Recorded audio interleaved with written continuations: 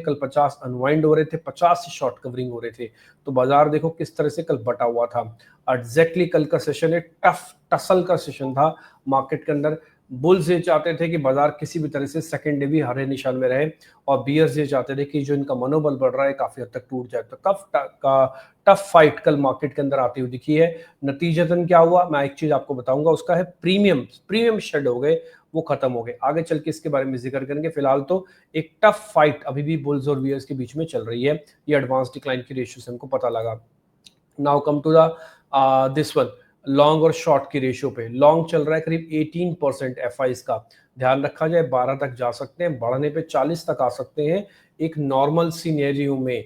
तो normal scenario ये कहता है कि करीब 22 से 23% बढ़ने के चांसेस हैं, 6 से 7% और टूटने के चांसेस हैं।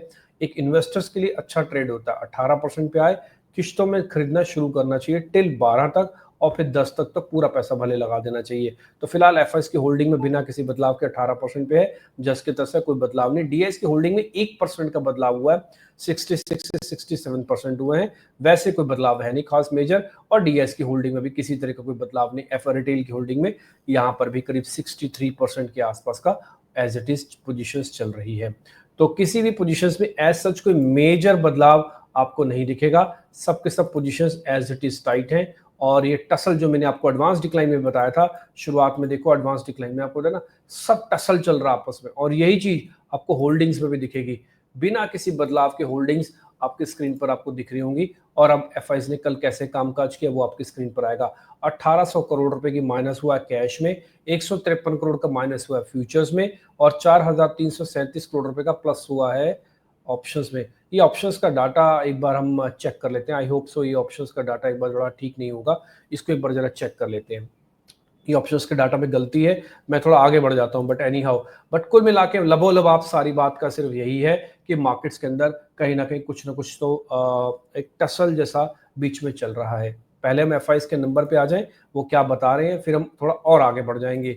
ठीक, एफआईएस की होल्डिंग 18% पर है, लास्ट 2 दिन से स्टेबल है, किसी तरह का कोई बदलाव नहीं हो रहा। Last week F fall in Nifty able to hold 25,000 level. भले फॉल आ रहा है निफ्टी के अंदर, बट वो एबल है अब रोकने के लिए अपने आप को कि 25,000 के लेवल पे वो रोक रहा है।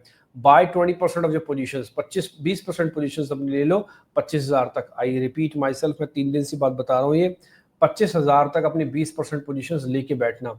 अगर आप लेके बैठे हो तो 200 पॉइंट के प्रॉफिट में भी बैठे हो आप, ठीक है जी, क्योंकि 25,200 के आसपास बंद हुआ। और अगर आज चल गया मार्केट तो 25,300 तक भी जा सकता है, तो आपको प्रॉफिट होगा। बट कंडीशन अप्लाइड है, माल लोगे तभी तो। और दूसरा, माल इतना भी मत ले लेना कि बाद में लेने के पैसे ही ना बचे। तो इसलिए थोड़ा स्ट्रेटेजिकली प्ले करो, आराम आराम से, रुक रुक के, कोई जल्दबाजी ना करो। इस कार्यक्रम को रेगुलर देखो और इसको फॉलो भी करो।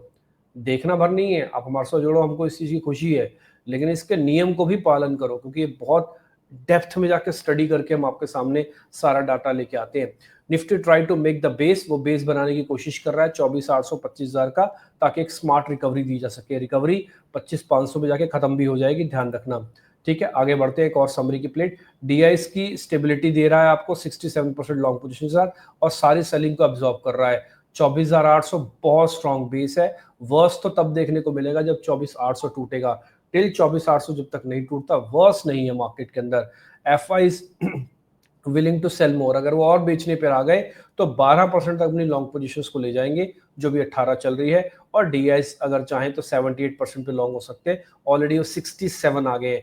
इसलिए ध्यान इस चीज का भी रखिएगा जनाब कि 67% पे डीआईएस खड़े हो गए हैं। ये 78% से ऊपर नहीं लेके जाएंगे अपना माल, तो 10% बढ़ा सकते हैं। ठीक है, अब इनकी भी मियाद पूरी हो रही है, लिमिट पूरी हो रही है, और रिटेल भी 75% तक आ सकता है ऊपर, ऑलरेडी 63% पे वो भी चल रहा है। तो इन दोनों के पास माल लेने के लिए ज्यादा ज्यादा गुंजाइश नहीं बची है। इसलिए एफआईएस की होल्डिंग का बढ़ना जरूरी है, या तो तुरंत घटे 12 पे जाए तुरंत वहां से बढ़ेगी, नहीं तो फिर यहीं से भी बढ़ सकती है। तो इसलिए थोड़ा बहुत माल लेके बैठ